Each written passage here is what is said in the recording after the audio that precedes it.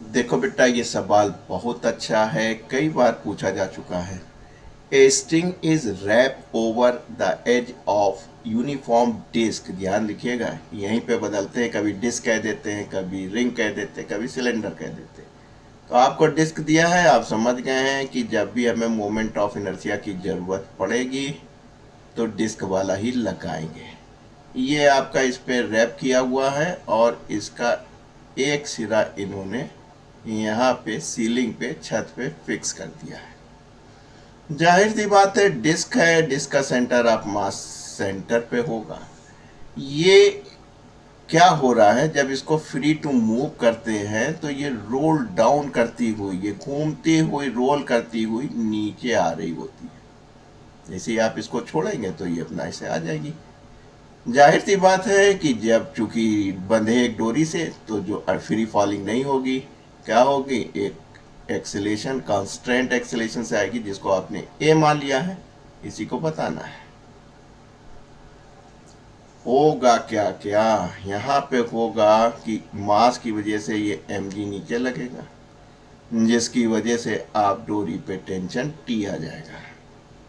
तो आपका काम बन गया। न्यूटन ने मरने से पहले मेरे कान में कहा था, net force acting on a body equal to product of mass and acceleration. अगर हम इसकी फोर्स की इक्वेशन लिखे तो आपके पास क्या मिल रहा है, mg नीचे आ रहा है, ज़्यादा होगा, ऊपर आपके पास टेंशन है, equal to product of mass and acceleration.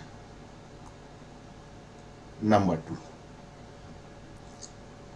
अब देखिए, अगर टी मिल जाए, काम मिल जाए, तो आप देखिए, इसको आपने क्या देखा है, रेडियस होगा, मान लीजिए आर है डिस्क का। अब ये जो है क्या लगा रहा है, टॉर्क लगा रहा है। तो आपने कहा कि यहाँ पे टॉर्क लग रहा है, इस पॉइंट के सापेक्ष अगर हम ओरिजिन ओ माने तो देखिए आपको टॉर्क मिल रहा है। इस टॉर्क को लगा दीजिए आर इंटू टी, 90 डिग्री है इसलिए साइन 91 ले लिया, is equal to I alpha.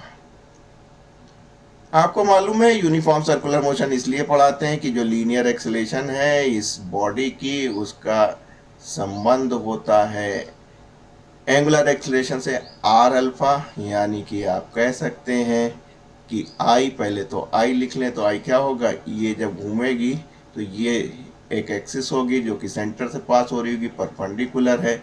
मामला डिस्क का है तो एम आर स्क्वायर बाई 2 हो जाएगा। ए की जगह आप यहाँ से लिख लीजिए, अल्फा बराबर ए अपान आर हो जाएगा। और देखिए सर, आपका टी आ गया।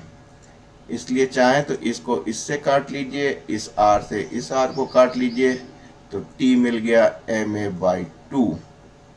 बस काम बन गया, यहाँ रख दिया जाए, हमको ए मिल जाएगा, m g minus m a by 2 is equal to m ए।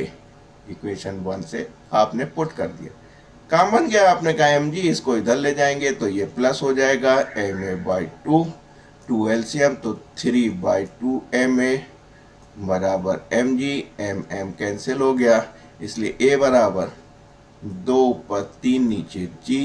यही आपका आंसर है।